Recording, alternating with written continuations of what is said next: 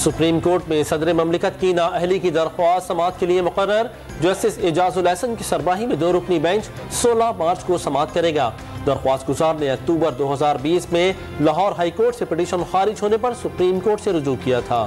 P T I کارکن علی بلال کے قتل کی تحقیقات میں بڑی پیش رفت۔ بلال کو اسپتال چھوڑ کر جانے والے 2 مشتبہ افراد زیر حراست۔ پولیس نے جیل روڈ پر قائم سیکیورٹی کمپنی کے دفتر سے خون آلود گاڑی بھی برآمد کر لی۔ سی سی ٹی وی فوٹیج بھی سامنے آ گئی۔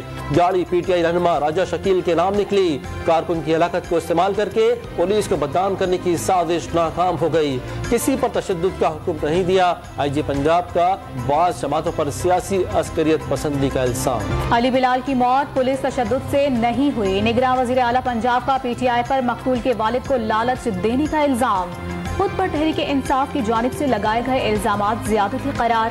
دھونس دھمکی میں نہیں آؤں گا، دباؤ میں آنے کی بجائے گھر چلا جاؤں گا۔ محسن نقوی کا 2 ٹوک پیغام۔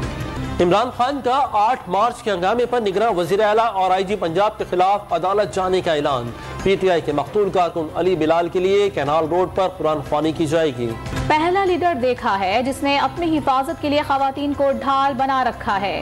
مریم نواز کے عمران خان پر طنز کے نشتر۔ نون لیگ کی چیف آرگنائزر مریم نواز نے انتخابات سے پہلے ترازو کے دونوں پلڑے برابر کرنے کا مطالبہ کیا۔ پاناما کیس کے فیصلے پر ایک بار پھر اعتراض۔ حساس اداروں کا عام انتخابات کے دوران سیکیورٹی خدشات کا اظہار۔ الیکشن کمیشن نے 3 لاکھ سے زائد سیکیورٹی اہلکار مانگ لیے۔ آئندہ ہفتے وزارت دفاع اور ملٹری آپریشن سے بریفنگ کے بعد حتمی فیصلہ کیا جائے گا۔ سیکریٹری الیکشن کمیشن عمر حمید خان کی صحافیوں سے گفتگو۔ پنجاب میں انتخابات کے لیے ضلع انتظامیہ کے افسران کو ریٹرننگ افسران کی ذمہ داریاں دینے کا فیصلہ۔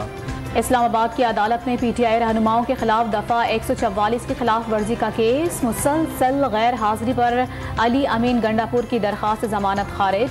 اشتہاری قرار۔ علی نواز اعوان کی آج حاضری سے استثناء کی درخواست منظور۔ سابق چیف جسٹس پاکستان ثاقب نثار نے ہیک ہونے والے واٹس ایپ اکاؤنٹ کی ریکوری کے لیے F I A cyber crimes wing میں شکایت درج کرا دی۔ بیٹے کی شکایت پر اب تک ایف آئی آر درج نہ ہو سکی۔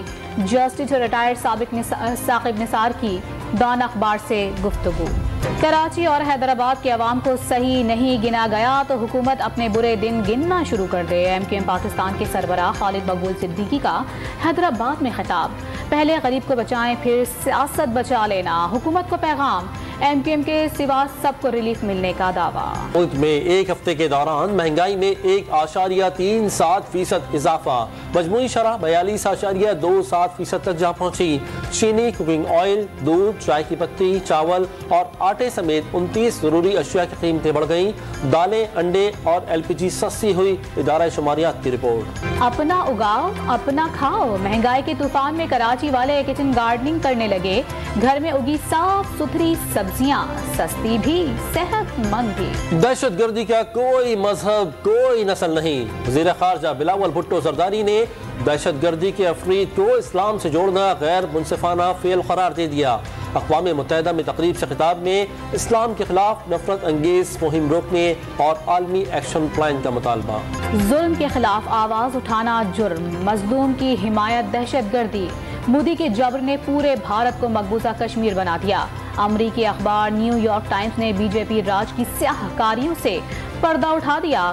ہندو جنونیوں کے خلاف آواز اٹھانے والے میڈیا کا گلا گھونٹنے کا انکشاف۔ 2 برادر اسلامی ملکوں کے تعلقات میں تاریخی بریک تھرو پر پاکستان خوش۔ دفتر خارجہ کا سعودی عرب اور ایران کے درمیان سفارتی تعلقات کی بحالی کا خیر مقدم۔ چین کی ثالثی میں ہونے والا معاہدہ امن کی جانب بڑا قدم قرار۔ امریکہ، ترکیہ، یو اے ای اور قطر نے بھی معاہدے سے پائیدار امن کی امید لگا لی۔ معاشی مشکلات کا شکار پاکستان کے لیے اچھی خبر۔ عالمی مارکیٹ میں ایل این جی کی قیمت 20 ماہ کی کم ترین سطح پر آ گئی۔ گیس کی قیمتیں کم ہونے سے پاکستان کا درآمدی بل کم ہونے کا امکان۔ ڈیرہ غازی خان کی نہر میں ڈوبنے والے مزید 8 زائرین کی لاشیں نکال لی گئیں۔ مزید 15 کی تلاش جاری۔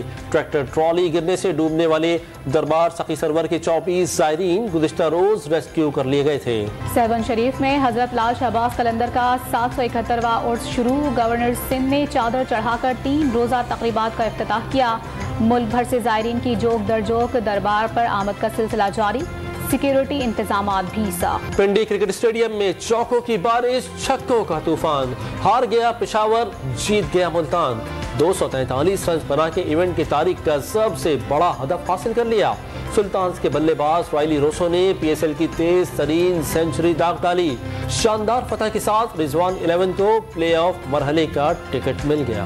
پی ایس ایل 8 میں آج کوئٹہ گلیڈیٹرز کا سخت جان ملتان سلطان سے مقابلہ ہوگا۔ پلے آف مرحلے کی آس برقرار رکھنے کے لیے گلیڈیٹرز کو بڑے مارجن سے میچ جیتنا ہوگا۔ ہولی کے تہوار پر خوشیوں کی بہار۔ کراچی کے سوامی نارائن مندر میں ہندو برادری نے ایک دوسرے کو رنگوں میں نہلا دیا۔ پیپلز پارٹی کے رہنما مرتضی وہاب بھی اقلیتی برادری میں خوشیاں بانٹنے پہنچ گئے۔